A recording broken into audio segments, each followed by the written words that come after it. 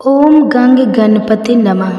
आज बुधवार का दिन है प्रस्ताव। तो आज सुनिए बुधवार की पौराणिक कथा। साथ में सुनेंगे धन समृद्धि प्रदान करने वाली, बरकत देने वाली माता अन्नपूर्णा की कथा।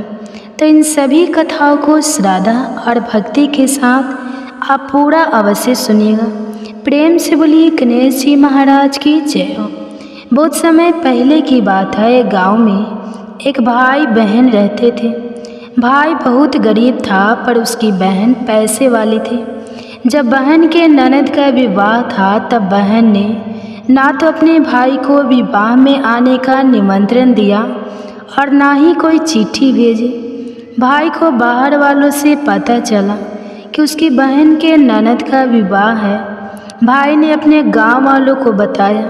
तब गांव वालों ने अपनी बहन से चुनरी बिछिया और साड़ी जैसा जिनसे बन पड़ा कन्या के लिए दिया। भाई सारा सामान लेकर बहन के गांव पहुंचा। बहन के घर जाने पर बहन की देवरानी बोली, भाभी जी आपके भाई आए हैं। तो बहन ने पूछा कैसे आए हैं और क्या पहना है। तब देवरानी ने कहा पैदल आए हैं, फटी पगड़ी फटी धोती पहने हैं। तो बहन बोली मेरे ससुर हवेली के सामने दुकान में बैठे हैं, मुझे शर्म आती है। भाई को बोलो पीछे के दरवाजे से। भाई के आते ही बहन ने भाई को एक कमरे में बंद कर बाहर से ताला लगा दिया। एक तरफ लड़की का विवाह हो रहा था, गाजे बाजे बज रहे थे, अतिथियों को भोजन कराया जा रहा था और दूसरी तरफ भाई को कोई भी पानी तक पूछने वाला नहीं था। तभी भांजे की बहू को दया आई और उसने दरवाज़ा खोल दिया। दरवाज़ा खुलते ही भाई वहाँ से भागा। 2 दिन के भूखे प्यासे रहने के कारण उसे चक्कर आने लगे। रास्ते में गणेश जी का मंदिर था, वहाँ जाकर वो गिर गया और रोते रोते गणेश भगवान को अपनी व्यथा सुनाई और बोला, हे गणेश जी महाराज, आज मेरी गरीबी के कारण से मेरी सगी बहन ने मुझे धिक्कार दिया। घर जाने पर मेरी पत्नी मेरे बच्चे जब पूछेंगे कि विवाह से क्या मिठाई लेकर आए हो तो मैं क्या जवाब दूंगा। तब गणेश जी को उस पर दया आ गई और गणेश जी भगवान बोले, मेरे बगीचे से ककड़ी और तरबूज तोड़कर ले जा। तब भाई ने ककड़ी तोड़कर झोला भर लिया और अपने घर गया। घर जाते ही बच्चों ने पूछा, पिताजी बुआ के यहाँ से हम लोगों को लिए क्या लाए हो। झोला खोलते ही छोटे तरबूज सोने के गेंद में बदल गए, बाकी तरबूज काटने से हीरे मोती निकले। पत्नी बोली, आप बहन के घर से इतना कुछ क्यों लाए, आपकी बहन ने हम लोगों को बहुत ज़्यादा दे दिया है। भाई ने कुछ भी जवाब नहीं दिया। गणेश भगवान की कृपा से उनके दिन बदल गए। भाई का काम धंधा जोरों से चलने लगा। धीरे धीरे गहने कपड़े रहने के लिए मकान बन गए। पत्नी बोली, एक बार ननद जी को बुला कर ला। तो भाई ने नए कपड़े नए जूते पहनकर रथ में बैठकर बहन को लेने गए। देवरानी बोली, भाभी जी आपके भाई आए हैं। बहन ने पूछा कैसे आए हैं और क्या पहना है। तब देवरानी बोली, रथ में बैठकर खूब ठाठ बाट से आए हैं।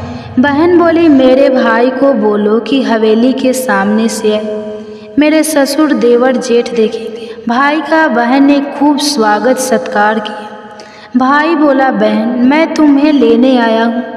तब बहन ने कहा, मुझे भी बहुत दिन हो गए, चलो मैं चलती हूँ। भाई बहन को लेकर अपने घर आया।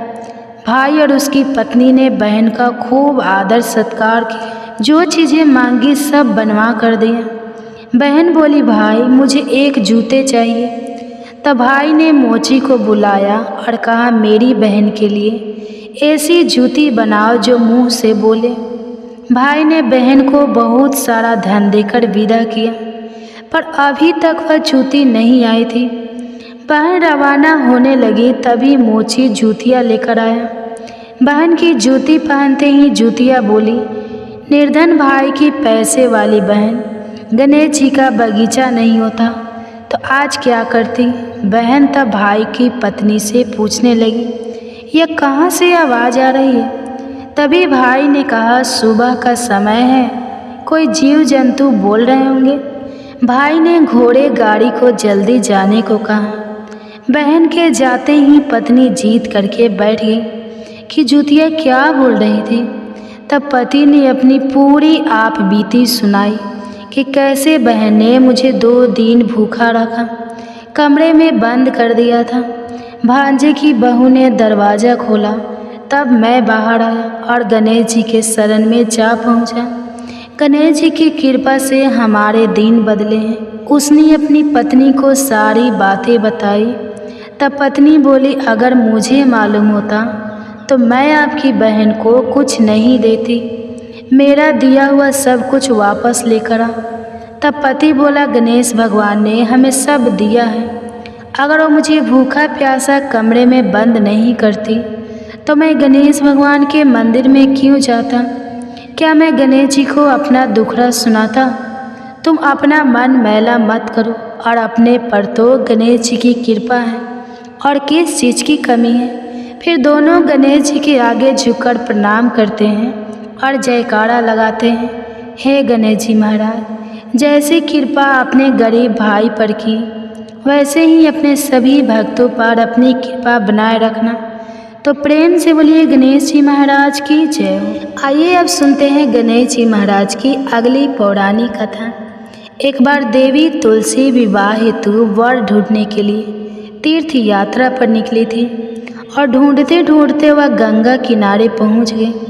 उस समय गणेश भगवान गंगा किनारे तप कर रहे थे।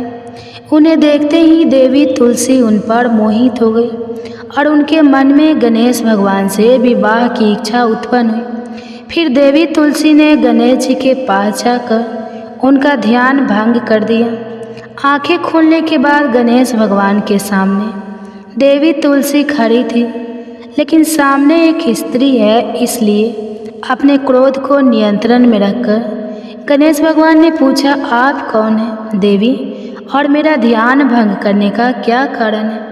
तो जवाब में देवी तुलसी ने अपने परिचय के साथ गणेश जी से विवाह की बात कर ली। उत्तर में गणेश भगवान जी बोले, देवी मैं ब्रह्मचारी हूँ, इस वजह से मैं विवाह नहीं कर सकता। अपने विवाह प्रस्ताव के लिए ना सुनने के बाद देवी तुलसी क्रोधित हो गई और उन्होंने गणेश जी को श्राप दिया कि उनका ब्रह्मचर्य टूटेगा और उनके 2 विवाह होंगे। इस बात पर गणेश भगवान भयंकर क्रोधित हो उठे, क्योंकि एक तो वह स्त्री है, इसलिए ध्यान भंग करने पर भी गणेश जी ने कुछ नहीं कहा और इतनी विनम्रता से बात करने पर भी उन्हें श्राप दे दिया गया। फिर गणेश जी ने भी देवी तुलसी को श्राप दे दिया कि तुम्हारा विवाह शंखचंड नाम के असुर के साथ होगा। एक देवी होकर भी उनका विवाह एक राक्षस से होगा। यह जानकर देवी तुलसी विचलित हो गई और विनायक जी से इस कठोर श्राप से मुक्ति दिलाने की क्षमा याचना करने लगे। फिर गणेश जी को तुलसी देवी पर दया आ गई। वे बोले कि मेरा श्राप तो बदल नहीं सकता, वह तो सच होकर ही रहेगा, लेकिन अगले जन्म में तुम एक पेड़ बनोगी और भगवान महाविष्णु जी को अत्यंत प्रिय होंगी। उनकी पूजा में भी तुम्हारा एक महत्वपूर्ण स्थान होगा और कलयुग के इंसानों को तुम मोक्ष का मार्ग दिखाओगी। लेकिन तुमने मेरा तप भंग किया है और मुझे ब्रह्मचारी होकर भी 2 विवाह का श्राप भी दिया है, इसलिए मेरी किसी भी प्रकार की पूजा में तुम निषिद्ध रहोगी। इस प्रकार देवी तुलसी गणेश भगवान की पूजा में निषिद्ध हो गई। तो प्रेम से बोलिए गणेश भगवान की जय। आइए सुनते हैं गणेश जी के विवाह की कथा। भगवान गणेश का मुख हाथी का है और एक दांत भी टूटा हुआ है। इन्हीं 2 कारणों की वजह से उनका विवाह नहीं हो पा रहा था। इस बात से गणेश जी महाराज अक्सर नाराज रहा करते थे। एक दिन एक देवता के आग्रह पर विनायक जी उसके विवाह में अपनी उपस्थिति दर्शाने गए। विवाह स्थल पर पहुंचने के बाद कुछ देवताओं ने मिलकर गणेश भगवान का समय पर विवाह ना होने के कारण उपहास किया, जिससे गणेश जी बहुत ही अधिक नाराज हो गए। उसी दिन उन्होंने ठान लिया कि जब तक मेरा विवाह नहीं होगा तब तक मैं किसी भी देवता का विवाह नहीं होने दूंगा। गणेश भगवान के पास विवाह और अन्य संदेश लाने का काम उनके प्रिय वाहन मूषक राज करते थे। अब मूषक राज जब भी किसी देवता के विवाह का समाचार लाते, तब गणेश जी उसे आदेश देते और मूषक राज अपनी सेना के साथ जाकर उस विवाह के मंडप को गिराकर तहस नहस कर देते और बरातियों को भी भगा देते। इस तरह गणेश जी और मूषक राज की मिली भगत की वजह से किसी भी देवता का विवाह नहीं हो पा रहा था। गणपति जी के व्यवहार से तंग आकर सभी देवी देवता भगवान शिव और माता पार्वती जी के पास पहुंच गए और इस विराट समस्या का समाधान मांगने लगे। भगवान शिव और माता पार्वती ने कहा कि इसका हल तो आपके केवल ब्रह्मदेव जी के पास ही मिल सकता है, कृपा करके आप ब्रह्मलोक को जाएं। तब माता पार्वती और महादेव जी को प्रणाम करके सभी देवी देवता ब्रह्मा जी के पास प्रकट हुए। देवताओं की समस्या को ठीक से सुनने के बाद ब्रह्मा जी ने अपने योग शक्ति से 2 कन्याओं का निर्माण किया। कन्याओं का नाम था रिद्धि और सिद्धि। वह दोनों ब्रह्मा जी की मानस पुत्रियां थी। उन्हें लेकर ब्रह्मा जी गणेश महाराज के पास गए और उनसे अपनी पुत्रियों को ज्ञान और शिक्षा प्रदान करने का निवेदन करने लगे। ब्रह्मा जी का मान रखने के लिए एक दंत भगवान ने रिद्धि और सिद्धि को शिक्षा देना आरंभ किया। फिर उस दिन के बाद से जब भी मूषक राज किसी विवाह की खबर लेकर आते हैं, उस वक्त रिद्धि और सिद्धि गणेश जी को अपनी बातों में उलझा कर रखती थी। इस तरह गणेश जी का ध्यान किसी और विषय पर रहता और दूसरी तरफ देवताओं का विवाह संपन्न हो जाता। एक दिन बुद्धि के देवता भगवान गणेश जी को यह बात समझ आ गई, लेकिन उनकी क्रोध में आने से पहले ही ब्रह्मदेव अपनी दोनों पुत्रियों के साथ वहाँ पर प्रकट हो गए। रिद्धि और सिद्धि को सामने देखते ही गणेश जी का क्रोध बढ़ने लगा, किंतु विनायक जी के मुख से कोई भी शब्द निकलने के पहले ही भगवान ब्रह्मदेव ने कहा, हे गणेश जी, आपने स्वयं ही मेरी पुत्रियों को शिक्षा दी है और अब मुझे इन दोनों के विवाह योग्य कोई वर नहीं मिल रहा।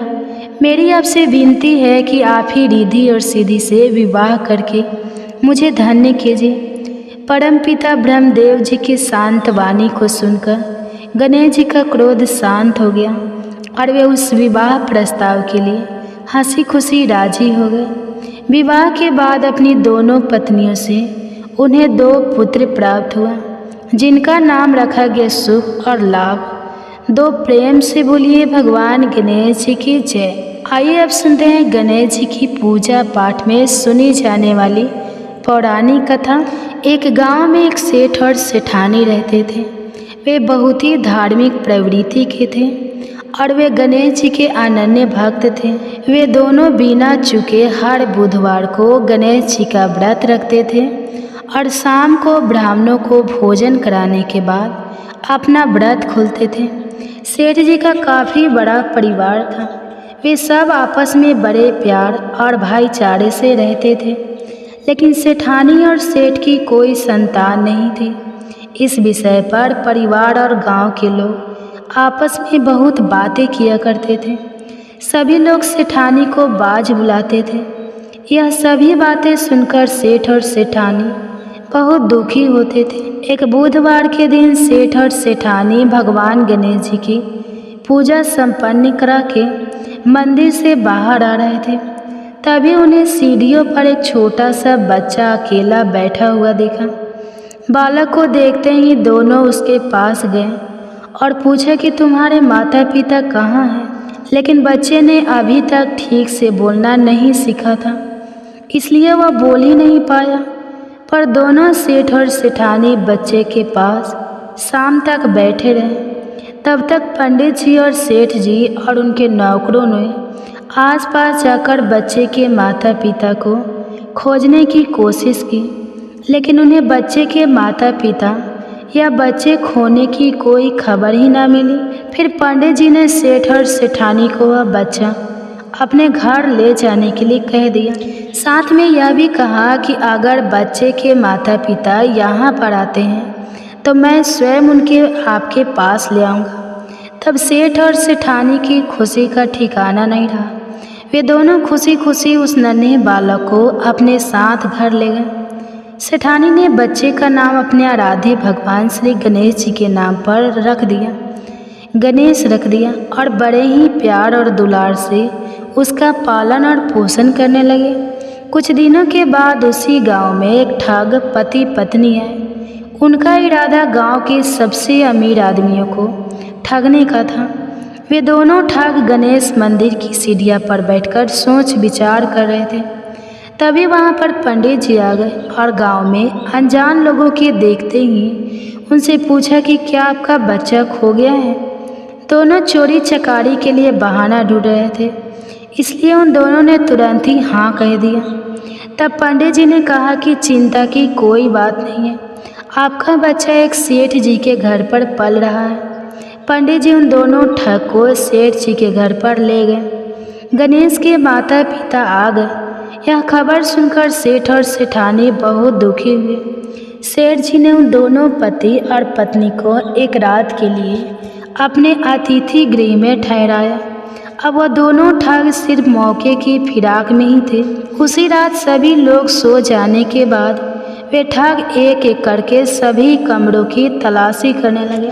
फिर वे दोनों तिजोरी वाले कमरे में पहुंच गए। छानबीन के वक्त होने वाली मोटी छोटी आवाज़ों से सेठ जी का एक नौकर जग गया और आवाज़ की दिशा में तिजोरी वाले कमरे के नज़दीक आ गया। उसने चुपके से अंदर जब झांक कर देखा तो दोनों ही मेहमान कीमती सामान चुरा रहे थे। नौकरों ने यह देखते ही धीरे से उस कमरे के बाहर की कुंडी लगा दी और चोर चोर बोलकर पूरे घर में हल्ला मचा दिया। शोरगुल की आवाज़ सुनते ही घर के सभी लोग इकट्ठा हो गए। तब सेठ जी ने उन दोनों चोर पति पत्नी को कमरे से बाहर निकाला और सुबह ही पंचायत में हाजिर कर दिया। सेठ जी ने सरपंच जी को पूरा मसला बताया और कहा कि यह दोनों तो चोर हैं, अब हम पुत्र गणेश को इन दोनों को नहीं देंगे। लेकिन वे दोनों ठग पति पत्नी अपनी जीत पर ही अड़ गए और बच्चे को ले जाने की जिद करने लगे। सरपंच जी ने इस गंभीर समस्या का एक तोड़ निकाला।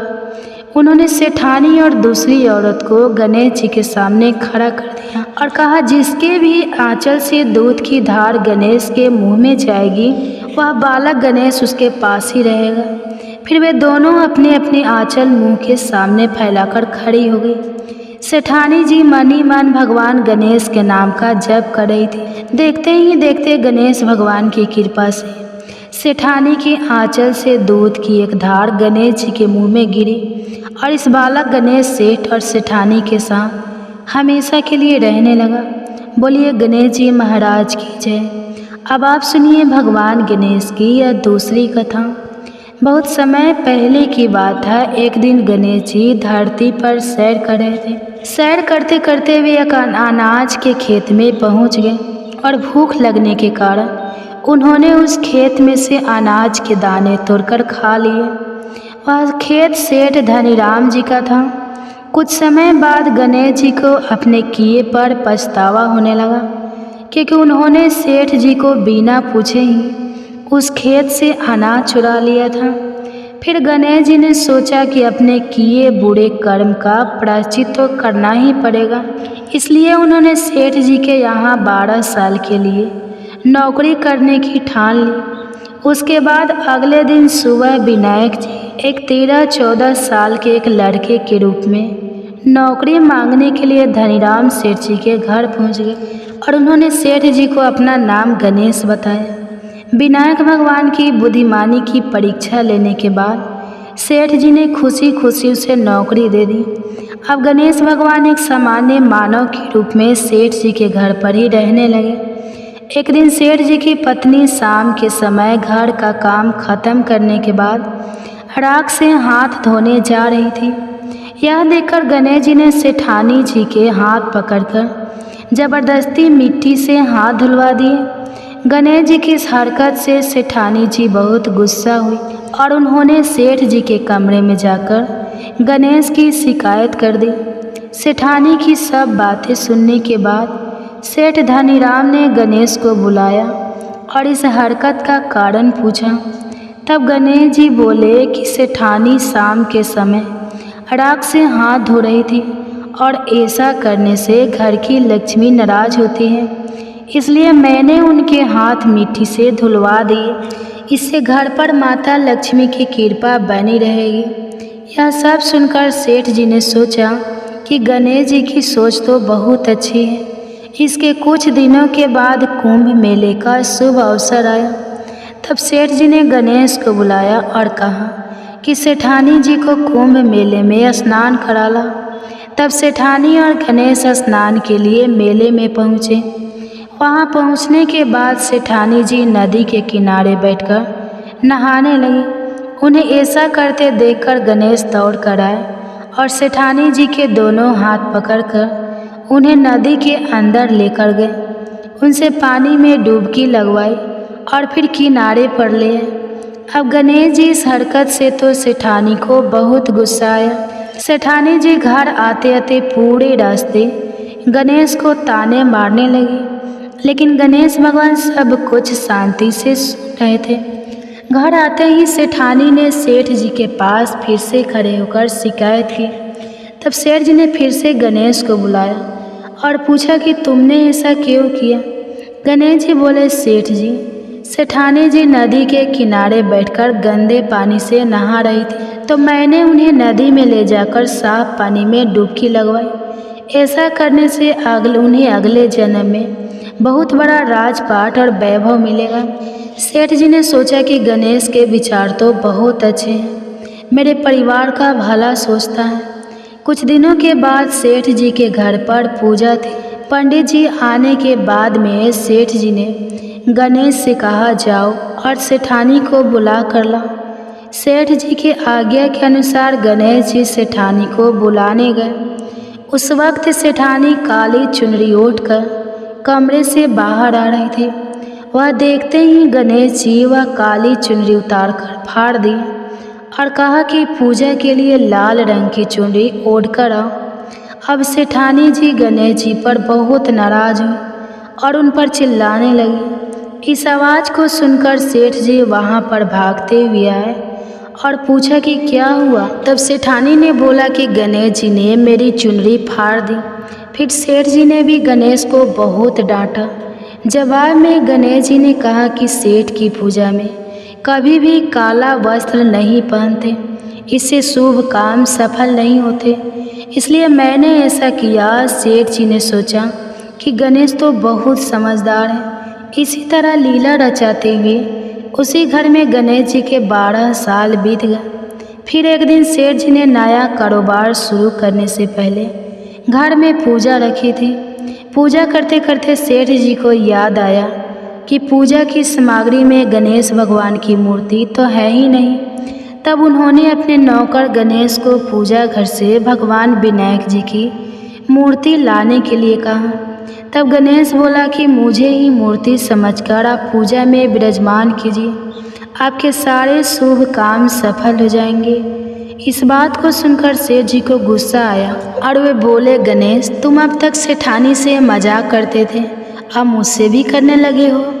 तब उत्तर में गणेश जी ने मुस्कुराते हुए सेठ जी से कहा कि मैं मजाक नहीं कर रहा, मैं सत्य कह रहा हूँ।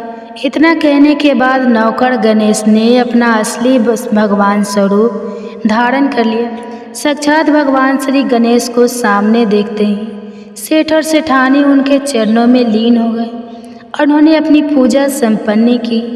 इसके बाद गणेश जी देखते ही देखते अंतर्ध्यान हो गए। बाद में सेठ और सेठानी को बहुत पछतावा होने लगा कि स्वयं भगवान हमारे घर नौकरी कर रहे थे और हमने उनके साथ कितना बुरा व्यवहार किया, उनसे बहुत सारा काम कराया।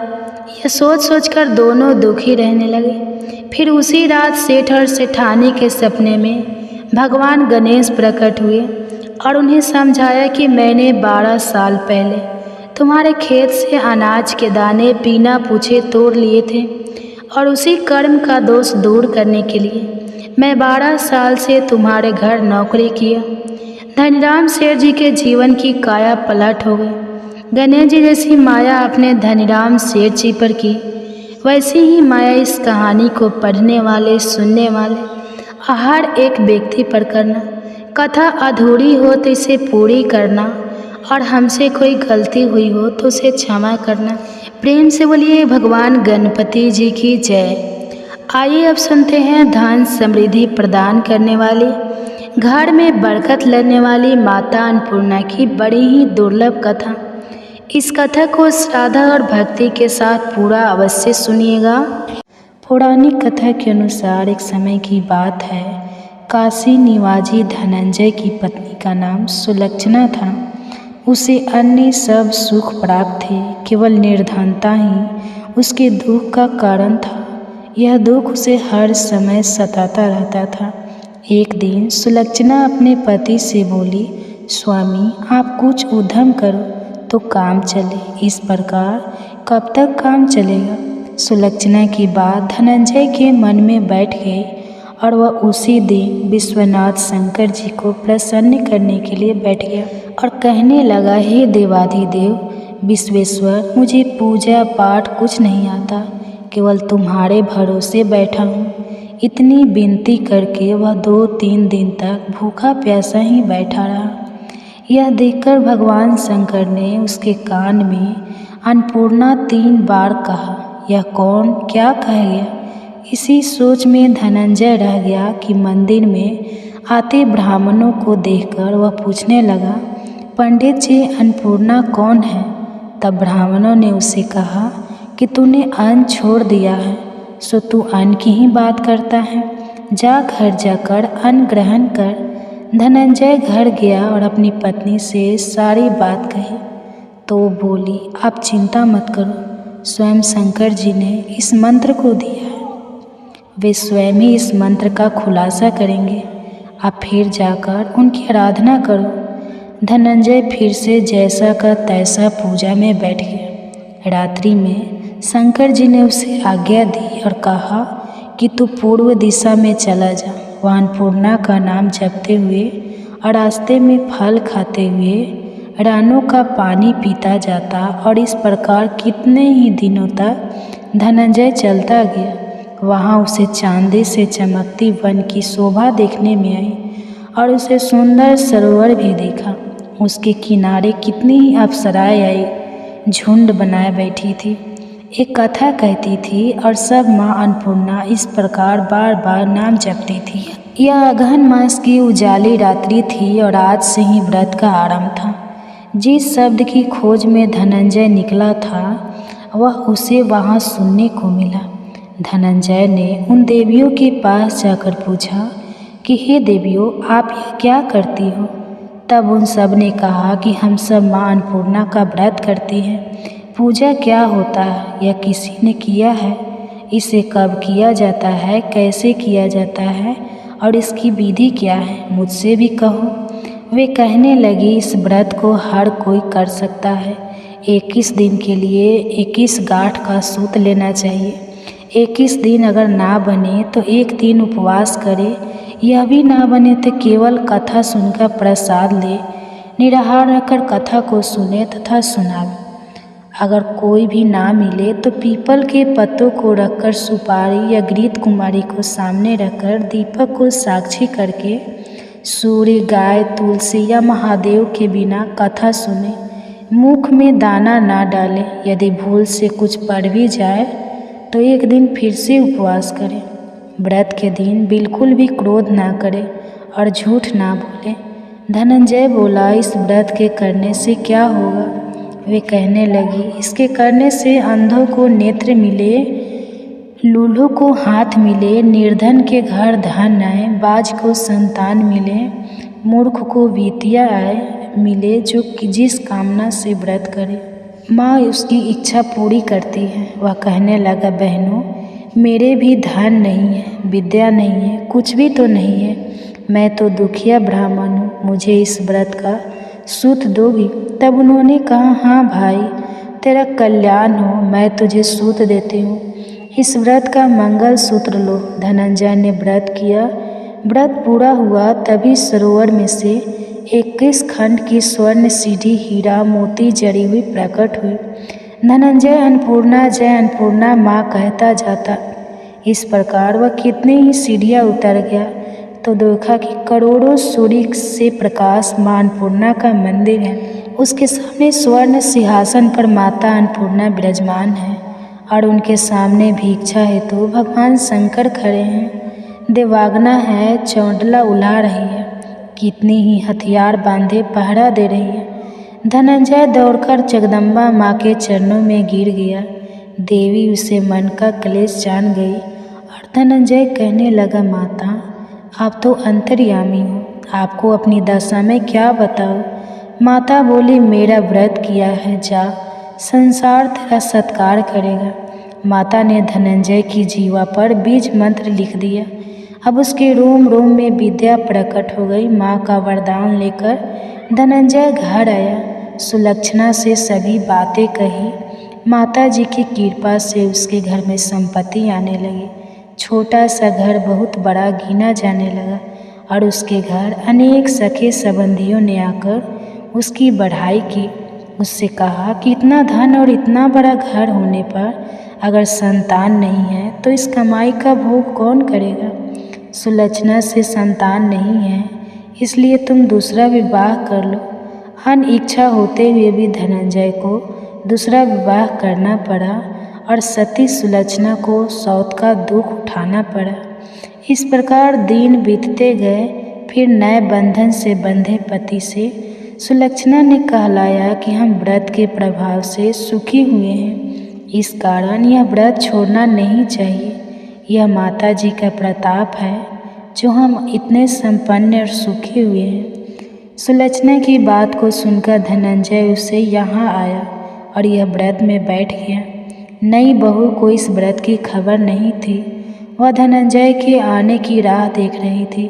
जब नई बहू को इस बात की खबर पड़ी तो उसके मन में ईर्ष्या की ज्वाला दहक पड़ी और वह सुलक्षणा के घर आ पहुँची। उसने वहाँ भगदड़ मचा दी और धनंजय को अपने साथ ले गई। नए घर में धनंजय को थोड़ी देर के लिए जब निद्रा आ गई तो नई बहू ने उसके व्रत का सूत तोड़कर आग में फेंक दिया। अब तो माता जी का कोप जाग गया और घर में अकसत हो गया। सब जलकर खाक हो गया। सुलक्षणा जान गई और पति को फिर अपने घर ले आई। इस बात पर नई बहू रूठकर अपने पिता के घर चली गई। पति को परमेश्वर मानने वाली सुलक्षणा बोली कि नाथ आप घबराओ नहीं, माता जी की कृपा अलौकिक है। पुत्र का पुत्र हो सकता है पर माता कभी भी कुमाता नहीं होती। अब आप श्रद्धा और भक्ति से आराधना शुरू करें, वे हमारा कल्याण करेगी। धनंजय फिर माता के पीछे पड़ गया और वह सरोवर सीढ़ी प्रकट हुई, उसमें वह माँ अन्नपूर्णा कहकर उतर गया। वहाँ जाकर वह माता जी के चरणों में वंदन और उदन करने लगा। माता प्रसन्न हुई और बोली कि यह मेरे स्वर्ण की मूर्ति ले, उसकी पूजा करना, तुम फिर से सुखी हो जाओगे। तुम्हें आशीर्वाद देती हूँ। तेरी स्त्री सुलक्षणा ने श्रद्धा से मेरा व्रत किया है, उसे मैंने पुत्र दिया है। धनंजय ने जब आँखें खोली तो खुद को काशी विश्वनाथ के मंदिर में खड़ा हुआ पाया। वहाँ से वह उसी प्रकार अपने घर को चला गया। इधर सुलक्षणा गर्भवती हुई और उसे एक पुत्र की प्राप्ति हुई। गांव में आश्चर्य की लहर दौड़ गई। मान्यता आने लगी कि इस प्रकार उसी गांव के निसंतान सेठ के पुत्र होने पर उसने माता अन्नपूर्णा का मंदिर बनवा दिया। उससे माता जी धूमधाम से पधारी और धनंजय को मंदिर के आचार्य का पद दे दिया। जीविका के लिए मंदिर की दक्षिणा और रहने के लिए बड़ा ही सुंदर सा भवन दे दिया। धनंजय अपनी स्त्री और पुत्र से सहित वहां रहने लगा। माता जी के चढ़ावा में उसकी भरपूर आमदनी होने लगी। उधर नई बहू के पिता के घर डाका पड़ गया और उनका सब कुछ लूट गया।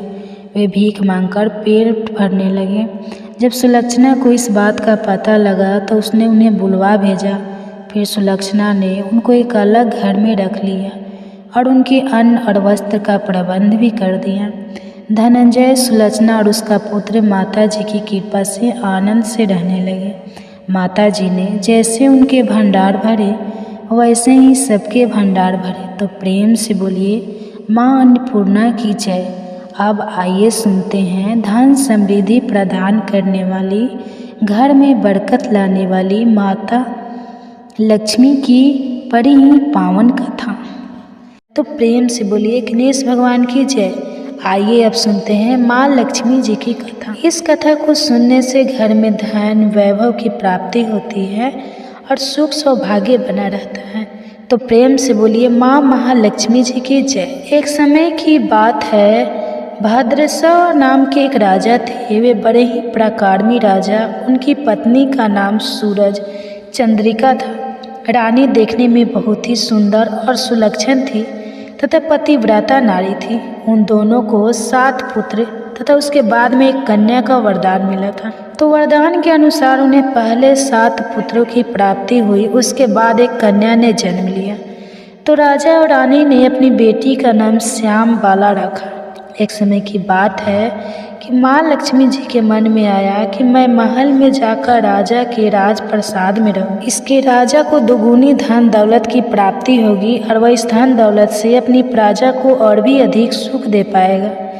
अगर गरीब के घर में रहूंगी तो वह तो स्वार्थी की तरह केवल अपने ऊपर ही खर्च करेगा।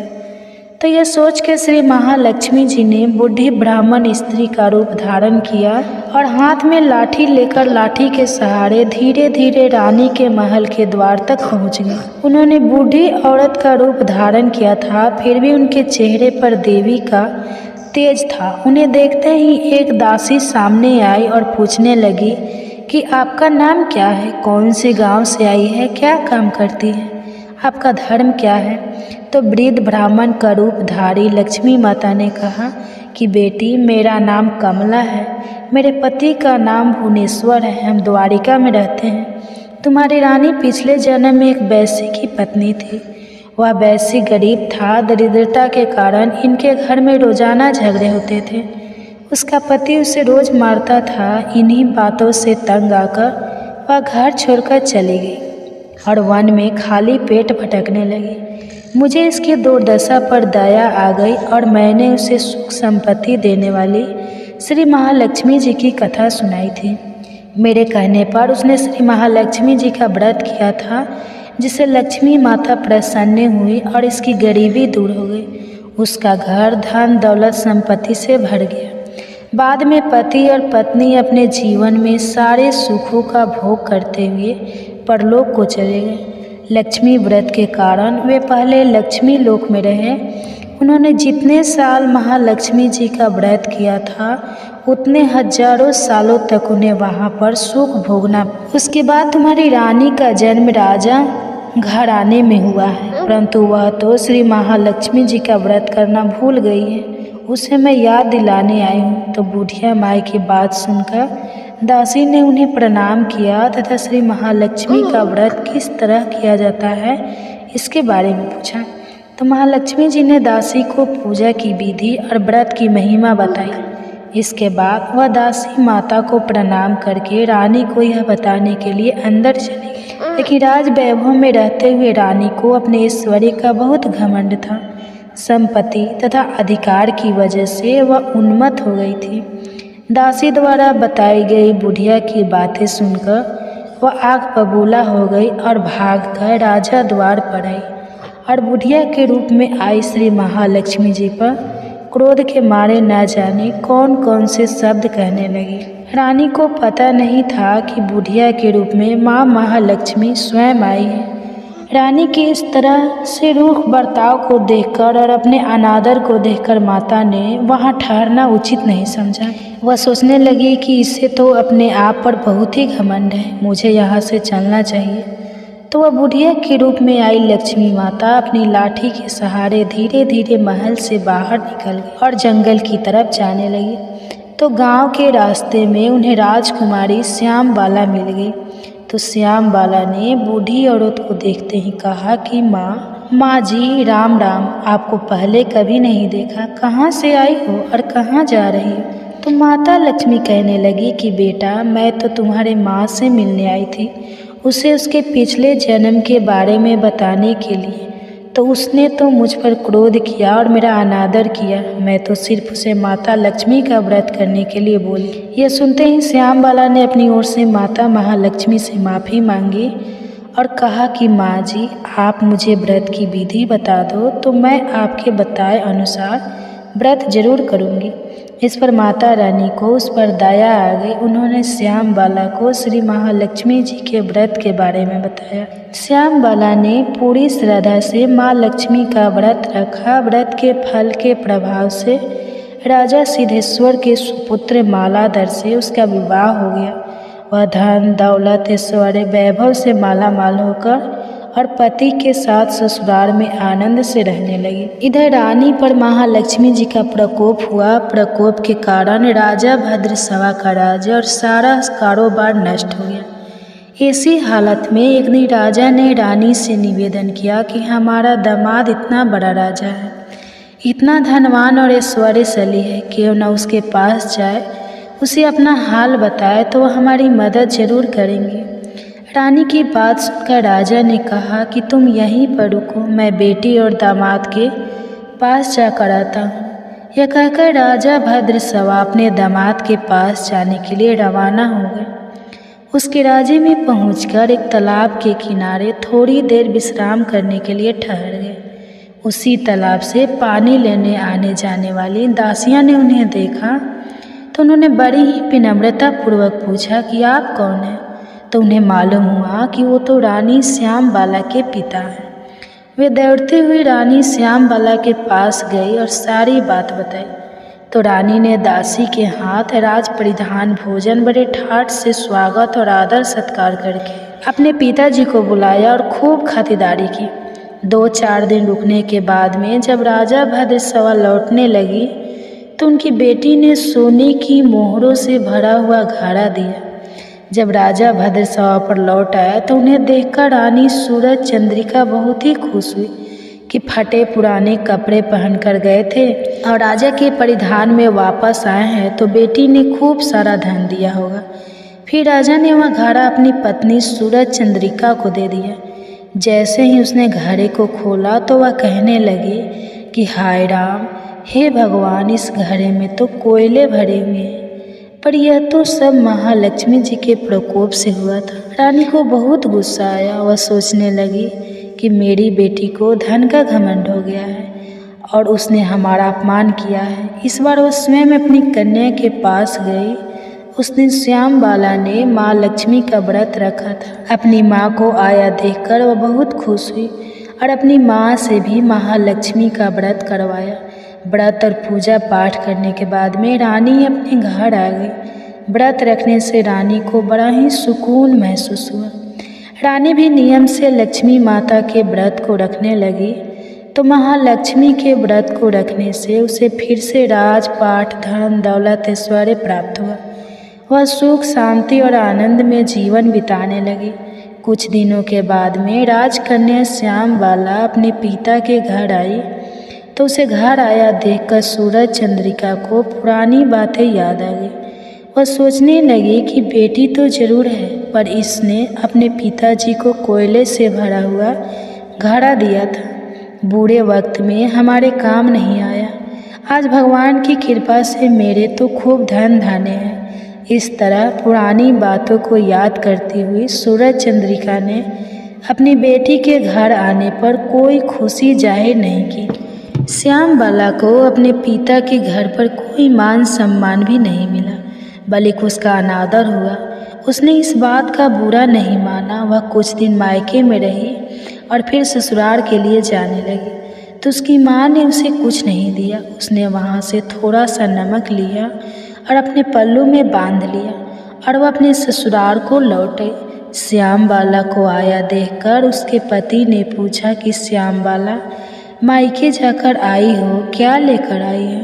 तो उसने जवाब दिया कि मैं तो वहाँ बहुत सारे धन लाई हूँ। तो पति ने पूछा कि इसका मतलब क्या है?